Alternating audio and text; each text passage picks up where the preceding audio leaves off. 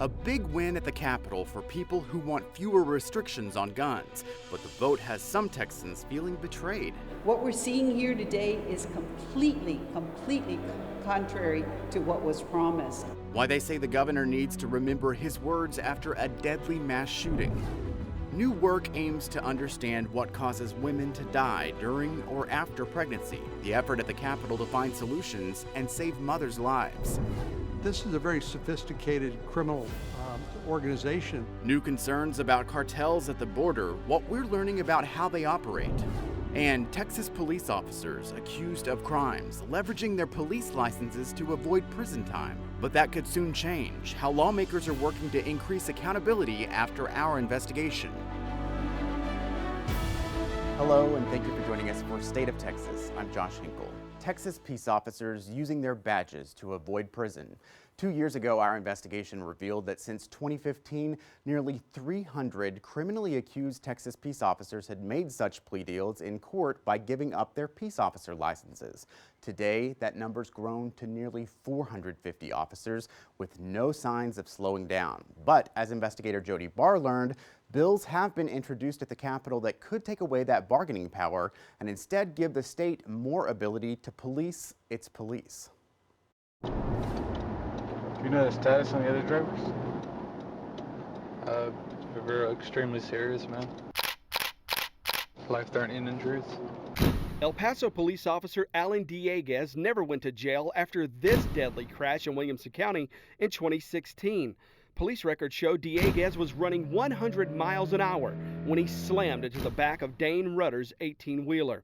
Investigators say Rudder got out to check on Dieguez when another vehicle hit and killed the truck driver. The crash report shows Dieguez was driving drunk with a blood alcohol level of more than twice the legal limit. I'm not getting hit with intox, man, am I? Dude, I'm not the arresting officer, man. I don't know. I have no idea. Intoxication manslaughter is exactly what a Williamson County grand jury indicted Dieguez for, with a mandatory minimum of 2 and a maximum of 20 years in prison.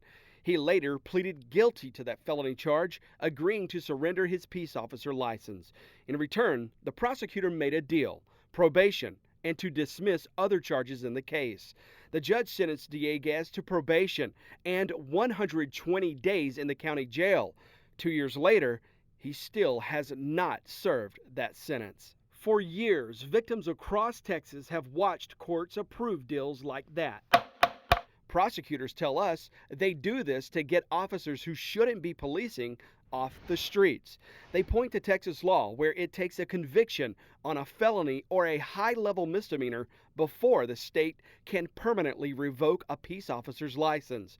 That hurdle's led prosecutors to resolve criminal cases this way, instead of gambling on a jury trial to get that conviction. In the last 5 years, 450 officers surrendered their licenses. Most avoided prison. Some avoided prosecution altogether. Only 17 officers, that's 4%, spent any time in jail. In 354 of those cases, nearly 80%, the officer got 0 days behind bars. I did make it, and sometimes I don't know why, but I'm just thankful for every minute. Michelle Gonzalez watched as a judge accepted a plea deal from former Austin ISD officer Adam Marsh. Gonzalez believes these could have been the last few steps of her life. A surveillance video from a South Austin gas station shows the off-duty officer make a U-turn and run the woman over. Then he just keeps going. Marsh was later indicted on a felony count of an accident involving serious bodily injury. He said he never saw Gonzalez and didn't know he'd hit anyone. A former Austin ISD police officer is not facing any jail time for a hit-and-run accident. Although Gonzalez suffered severe injuries and went into a coma, prosecutors cut Marsh a deal. He initially faced 2 to 10 years in prison, but Marsh pleaded no contest, and in exchange for permanently surrendering his peace officer license, got deferred adjudication and 80 hours of community service. Texas has always been a leader in law enforcement, but in this particular area, in my opinion, we've fallen behind. Kim Vickers leads the Texas Commission on Law Enforcement, the state agency charged with licensing and delicensing peace officers. Without a criminal conviction, Vickers admits current Texas law prevents T-Cole from doing much of anything to discipline peace officers. I may be a little blunt with this, but we've got people out there that don't need to be wearing a badge and gun. I just truly believe that in my heart, and there's not, and we sit here and look, and our job is to regulate that, and we're kind of hamstrung a little bit as to what we can do on some of that. Texas lawmakers are considering two bills, one in the Senate, the other in the House, that would allow T-Cole to strip a license for less than a criminal conviction. The House bill would give T-Cole the power to subpoena and investigate an accused officer and issue a temporary emergency suspension of a license, but only in cases of immediate threat. The Senate bill goes much further, giving T-Cole the power to suspend or revoke a license for any violation, including immoral and unethical acts, multiple excessive force cases, civil rights violations, and even a violation of T-Cole rules. I think that we need to deal with issues like that, and with people that have shown behaviors and actions that say the public should not be subjected to this person's authority, and that we need to be able to do something about that. So if T-Cole could take away a peace officer's license, it would take away that bargaining chip in court. The result?